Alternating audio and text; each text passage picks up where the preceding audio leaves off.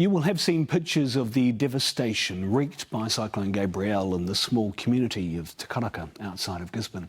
The clean-up job facing whānau is massive, and many of them have no insurance to help pay for that rebuild. But what you won't probably know is that the local iwi, Te Aitanga-a-Māhaki, has an ambitious plan to repair and rebuild housing for homeless whānau within 6 months. Mea nei te purongo, a John Boyd. When Cyclone Gabrielle hit, the small village of Te Karaka felt abandoned. This happened so quick. And I feel for all my people that have lost things, lost their homes, and now have to rebuild. So did you lose everything, Noel? Yeah, I lost everything. With almost half the community having no insurance.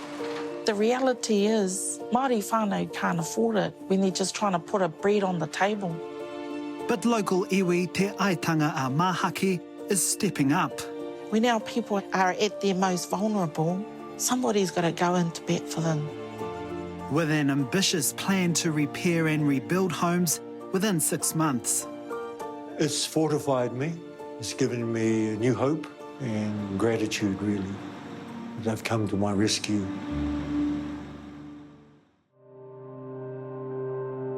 Six weeks on, the clean-up crews are gone and the piles of rubbish cleared. These streets sitting in silence. At the moment, Te Karaka feels like a ghost town because so many whānau are unable to live here. They're scattered across the region, with many living in emergency accommodation, and their lives are in total upheaval. Like Noel Ruru, who was forced to flee for his life during the cyclone. And that broke me. And I said, I'm leaving my town today, my little township where I brought up. Noel's currently living in a motel in Gisborne, 60 kilometres away from his hometown. This photo of his father, who served during World War II, one of his only possessions to survive the flood. To be there and these things, you can replace things. Lives you can't replace. He's currently back at work full-time, but returning home to Te Karaka is still raw. Every time I come home, I drive past my marae and see how it is, and it breaks my heart. To see my mum's house, my cousins, nobody living in it, no lights on. This garage was where Noel stayed at the time. He was finding his feet again after living in his truck for months. This is where I stay. He didn't have much, but what he did have was mostly destroyed. Look at it. It happened so fast. And did you have insurance, Noel? No, no insurance. For a lot of whānau here, insurance is a luxury. We have working poor. Robyn Rauna is the chief executive of local iwi, Te Aitanga-a-Māhaki. Should insurance be a luxury?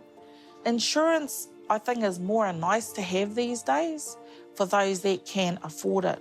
Robyn is overseeing the insurance response for her iwi. 110 homes were impacted by the cyclone in this rohe. 66 homes were insured, while 44 were uninsured. How much is it going to cost for those 44 households of whānau who don't have insurance? Well, that's something that we're hoping will be addressed in the upcoming budget. We're hoping that central government will hear the cries of our people to help us, help our people into warm, safe, dry homes. But in the meantime, the iwi isn't waiting, using its own resources and connections to make sure uninsured whānau aren't forgotten. Te Aitanga-a-Māhaki is looking into two options. Option one is to rebuild. Now, to rebuild a brand new home, they estimate, is going to cost up to $500,000. Option two is to repair all yellow stickered homes.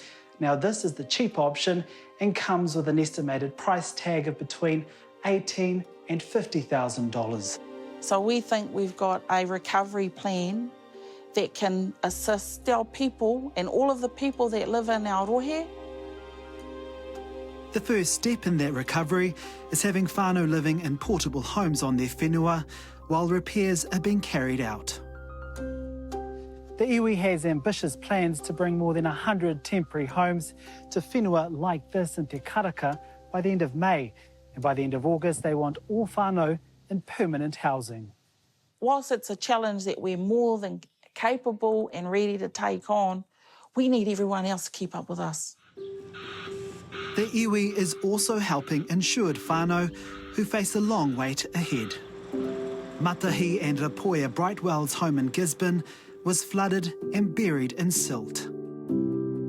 The last 6 weeks have been stressful, waiting for insurance assessors.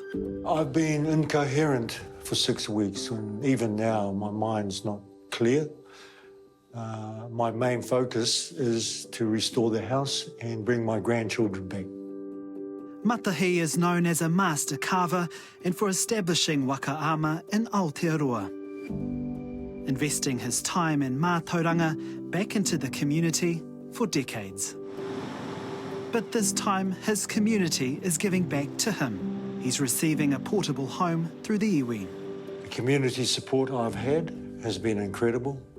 Without their support, we would have not got this far. Ready for the rebuild. Allowing his whānau to live on site while the rebuild takes place. It's deeply, deeply gratifying to see our whānau, their eyes light up. They've got an extra glimmer of hope. They can house their mokopuna. Te Aitanga-a-Māhaki is working with iwi-led housing providers and local businesses to provide these whare. It won't be the ideal, but it'll help them feel a little bit of normality. E honore he gloria ki te atua, he maungarongo ki te whenua, he whakaro pai ki ngā tāngata katoa. Āmeni. But Robyn says there's an overwhelming amount of work ahead, and the strain is starting to show. Taking this seriously and carrying that pressure on your shoulders. Yep, you drive around here, these people have been through hard times. I don't like seeing our whānau get kicked in the guts.